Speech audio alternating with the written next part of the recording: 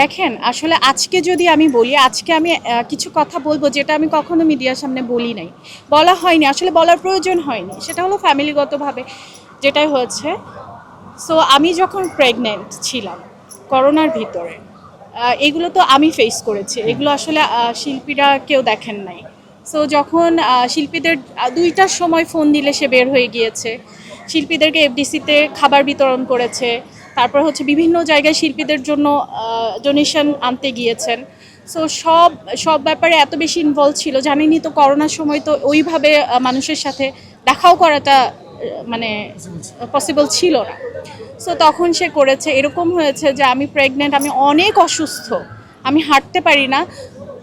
ওই রুম থেকে ওই রুমের দরজার সামনে, আমি এই রুমের দরজার সামনে, ও আমার সাথে কথা বলতেছে যে নীর তুমি, আমি রাগ করছি, সে বলতেছে নীর তুমি কষ্ট পেও না, আমি আসছি, তুমি কষ্ট পেও না, বাট আমি আসতে পারতেছি না, তুমি জানোই তো আমি মানুষের ভিতরে গিয়েছি, আমি আসতে পারতেছি। দেখেন এই কথাটা বলতে গেলে আমি অনেক দিন পরে এই ধরনের কথা বলছি, কারণ এইগুলো জিনিস না ঘরের জিনিস, না বললে আসলে কেউ জানবে না। সো যখন সে এই জিনিসগুলো আমার সাথে হয়েছে, এখন আমি ফিল করি যে সে শিল্পীদের জন্য এত করে কেন, এত ভালোবাসে কেন, যেখানে আমি অসুস্থ, যেখানে সে তার বাচ্চার জানে যে এটা আসলে ভাইরাস লেগে যেতে পারে।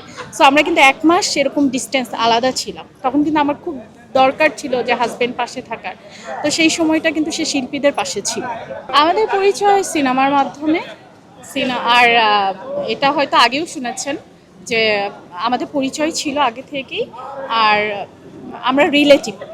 সো এই আমাদের সিনেমার মাধ্যমে যখন পরিচয় হয়, আমরা সিনেমা করতে করতে প্রেম হয়, প্রেম করতে করতে বিয়ে। বাবা জানতো না আমরা আসলে বিয়ে করেছিলাম, এটা 6 মাস কি 7 মাস পরে জানতে পেরেছি।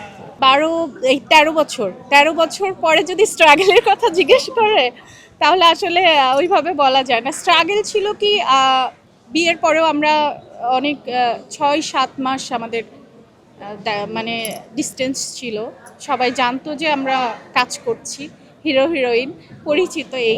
আর হচ্ছে তাছাড়া হচ্ছে স্ট্রাগলটা বলতে গেলে কি, বিয়ের পরে যে, কারণ আমরা কেউই স্টাবলিশ ছিলাম না সত্যি কথা বলতে। স্ট্রাগল যদি বলেন তাহলে লাইফ নিয়ে কিভাবে স্ট্রাগল করেছি এটাই, কারণ আমরা তখন কেউ স্টাবলিশ ছিলাম না, স্টাবল ছিলাম না নিজেদের। আমি যেহেতু এখন বিজনেস করছি, এই দিক থেকে আমরা স্টাবলিশড ছিলাম না। আমি একেবারে এটা নিয়ে মাথা ঘামাই না, কারণ যাকে যাকে যে আলোচনায় থাকবে তাকে নিয়ে সমালোচনা করবে। সো এটা নিয়ে আমি যখন জয়ের সাথে ছবি দিই, আমাকে নিয়েও করে। সো এটা এটা যাকে নিয়েই দিবেন না কেন, একটা মানে ABCD যাকে নিয়েই দিবেন তাকে নিয়েই হচ্ছে।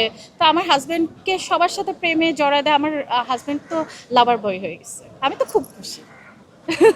হাজব্যান্ড হিসাবে সে খুবই ভালো, দায়িত্বশীল।